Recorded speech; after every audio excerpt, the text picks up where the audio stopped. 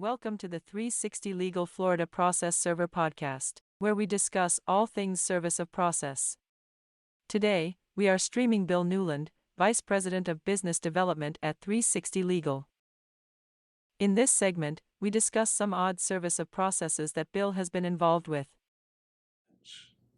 What's the oddest service that you have ever been a part of or witnessed or heard of? Probably the oddest situation that I've heard in reference to process serving actually goes way back to when I was working for a finance company.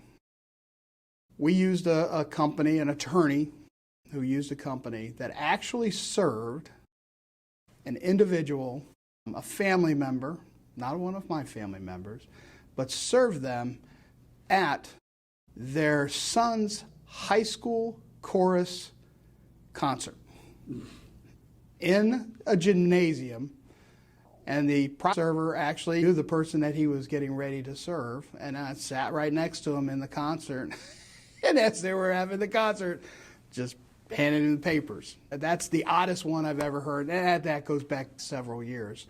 Now, whether we can do that now, that's something that I personally, I don't know if we can continue to do that and in what states we could do that in. But that's probably the oddest, besides me repossessing a kid's trumpet. Yeah, it was an interesting story back in my household finance days. We used to finance trumpets, or musical instruments. That's one of our finance items that we would do with HFC. The person was behind on their bills, and I went out to say, hey, we need to try to get a payment, at least one payment for your son's trumpet. And I could hear the son playing the trumpet in the back room. He wasn't playing it well, and he said, hold on just a moment. I said, okay. I'm standing at the front door. I'm young. I was probably maybe 25, 26 years old at the time. And it was with my first actual management job with HFC in Tucker, Georgia. I hear commotion, and all of a sudden I hear the kid crying, but the trumpet stopped. And he came walking back out with the trumpet in the case and saying, I can't stand this anymore, so here's your trumpet back.